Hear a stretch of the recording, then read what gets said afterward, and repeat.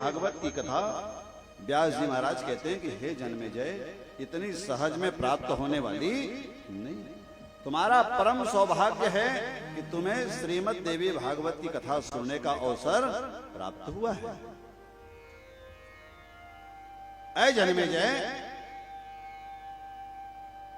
जन्मेजय ने पूछा कि देवी भागवत कितना विशाल है, कितना बड़ा है? तो कहा इसमें 318 अध्याय है, 12 स्कंद हैं। कल्प भेद से कोई 18,000 श्लोक बोलता है और कोई 19,000 श्लोक बोलते हैं, अलग अलग कल्पों में। मार्कंडेय पुराण की भी इसकी संज्ञा है। 18 पुराणों में मार्कंडेय पुराण के नाम से इसे जाना जाता है। तो ऐ जन्मेजय, महादेव्या एतद अद्भुतम पुराणम, ये देवी का बड़ा अद्भुत पुराण है। सर्व प्रकार का प्रयास करके हर मनुष्य को अपने जीवन में एक बार देवी भागवत की कथा अवश्य श्रवण करना चाहिए और नियम पूर्वक सुनना चाहिए। सिर्फ आए, प्रवचन सुने और चले गए, तो आने वाले भी कई तरीके से आते हैं।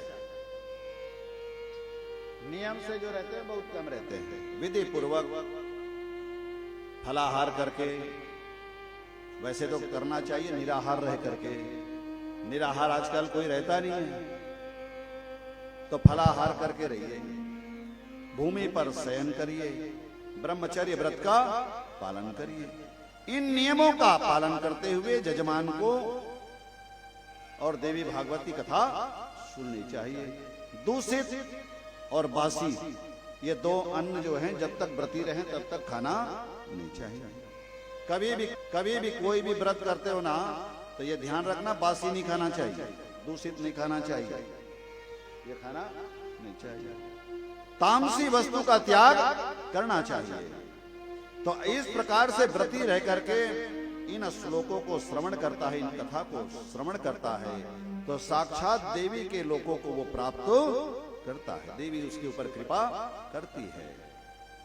इस लोक में सब प्रकार का सुख भोगते हैं। हमने स्वयं ने देखा है, जो देवी के भक्त हैं, देवी की आराधना करने वाले हैं, नवरात्र में व्रत करने वाले हैं, उपवास करने वाले हैं, उनको हमने देखा है। पाठ कराने वाले, जोत जलाने वाले हमने देखा है। फर्श से अर्श तक के जाते उनको हमने देखा है, खूब ऊंचाइयों को छूते हैं।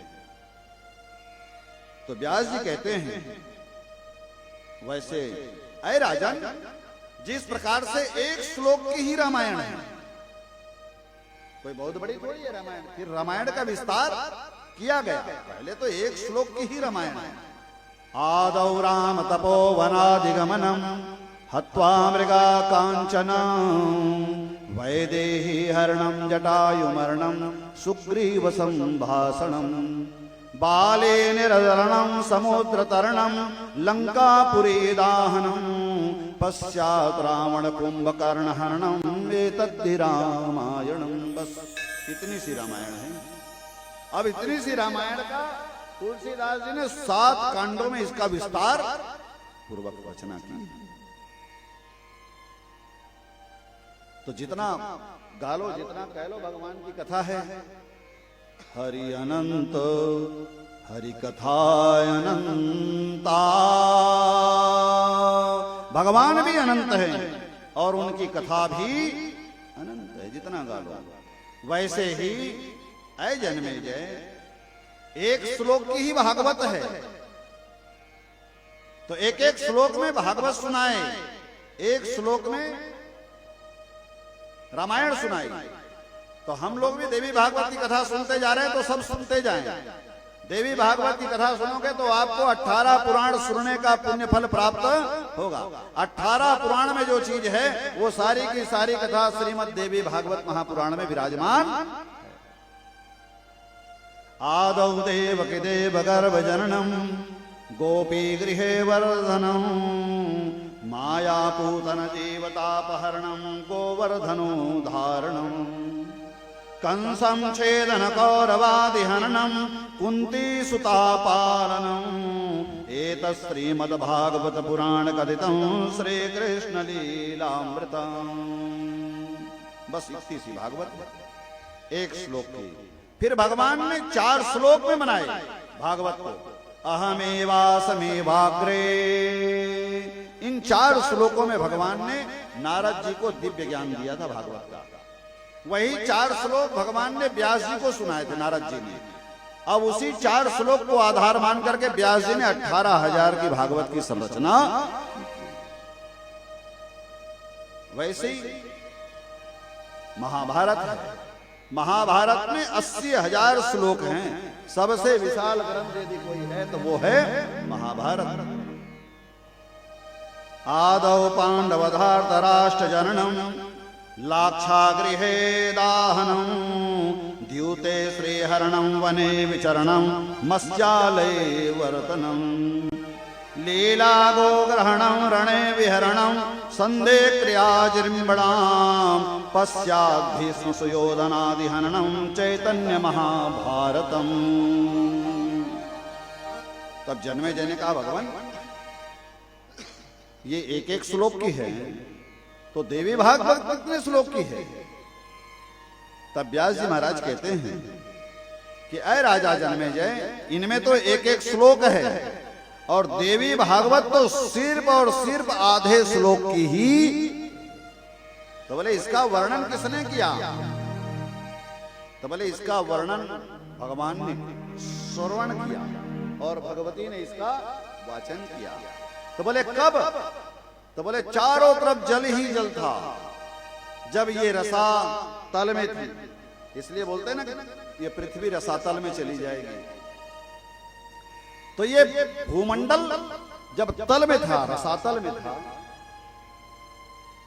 जब चारों तरफ जल ही जल था, महाप्रलय हो चुका था, तब एक बड़ के पत्ते के ऊपर अखंड ब्रह्मांड नायक जगन्नियंता अखिलेश्वर भुवनेश्वर भगवान जागर जगन्नाथ वासुदेव उस समय में छोटे से बाल रूप में अपने दाहिने पैर के अंगूठे को मुंह में ला करके भगवान चूस रहे।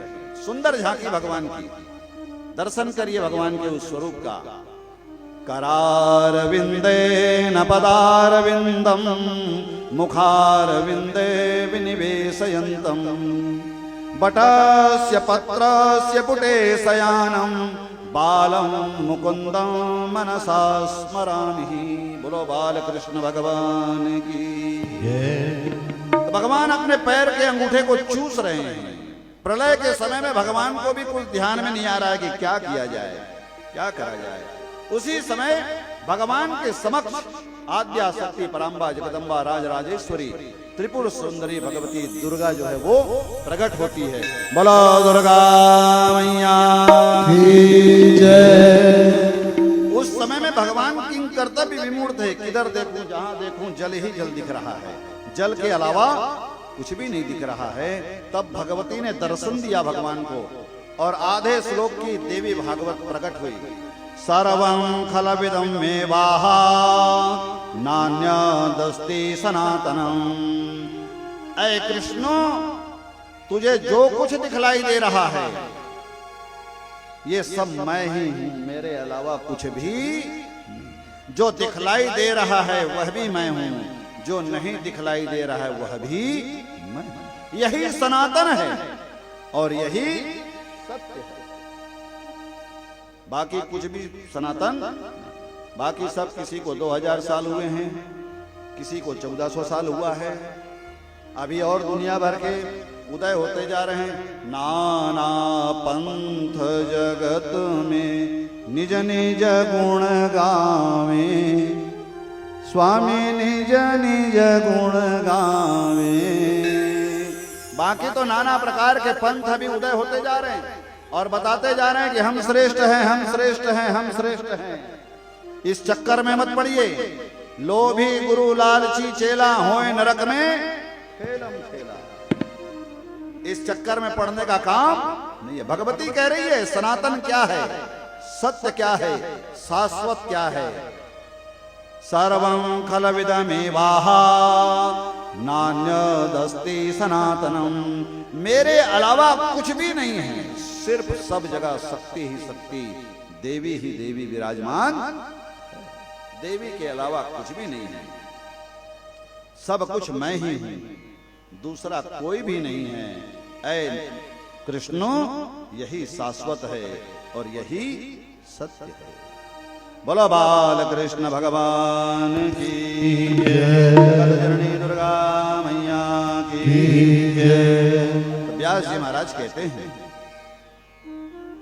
4 वेदों में, 6 शास्त्रों में और 18 पुराणों में इसी श्लोक को आधार बना करके और फिर वर्णन किया गया है।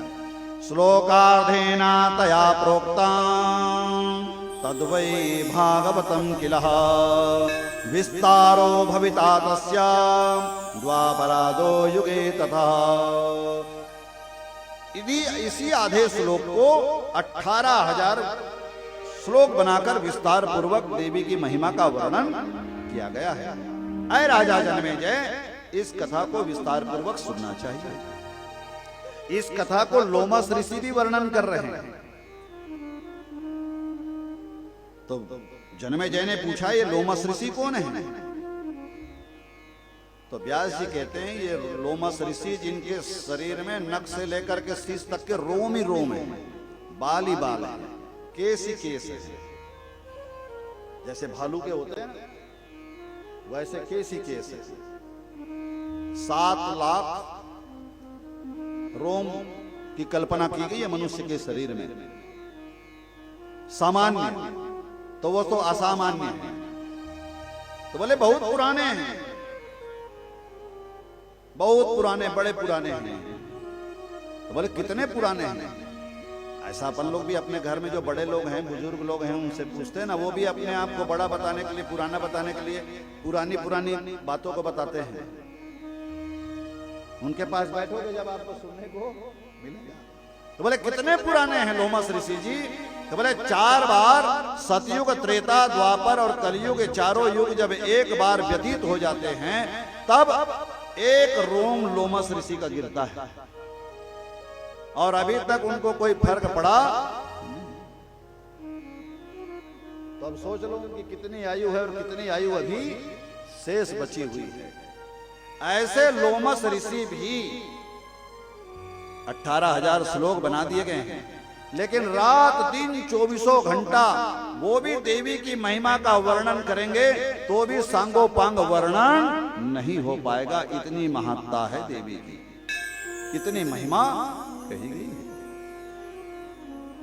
श्लोकार्धेना त्वया प्रोक्ता तद्वै भागवतम किला विस्तारो भविता तस्या द्वापरार्धो युगे ततः। सब प्रकार का यत्न करके, प्रयत्न करके देवी भागवत जी की कथा अवश्य सुननी चाहिए। तस्सारमे कथा कृत्वा व्यासेन सुकहेतवे 18,000 द्वादश स्कंधम संयुतम। इन्हीं 18,000 श्लोकों को व्यास जी ने कहा, ऐ जन्मेजय, मैंने सुखदेव जी को इसी कथा का वाचन कराया है, इसी कथा को उसे मैंने पढ़ाया है। बाकी 16 पुराण है, 2 भागवत है। कौन कौन सी? एक श्रीमद् भागवत और एक श्रीमद् देवी भागवत। बाकी शिव महापुराण है, ब्रह्म वैवर्त महापुराण है, कूर्म पुराण है, विष्णु पुराण है। तो बोले दोनों को पहचानेंगे कैसे कि कौन सी भागवत है? कलयुग में दोनों का वाचन होगा। तो बोले भागवत जी में शुरू में ही कह दिया गया है कलौ कीरेण भासितम। भागवत बहुत है, लेकिन कलयुग में जो भागवत सुनी है कीर, कीर अर्थात तोता, तोता मतलब सुग्गा। सुखदेव जी ने जो कथा कही है वही कथा हमको सुनना, उसी कथा को सुनना है। दूसरी भागवत हमें सुनना नहीं तो बैठ जाते हैं कथा कहने के लिए, चलो तुमको हम नई बात बताते हैं, नई बात बताते हैं, और नई नई कथा दुनिया भर की भगवान जाने कहां कहां से लेकर के आते हैं। इतना उसमें घुसा दिए हैं भागवत जी की कथा में कि क्या असली है और क्या नकली है उसका भेद ही नहीं कर सकते। अब सुदामा बेचारा 3 मुट्ठी चूड़ा खाया ही नहीं,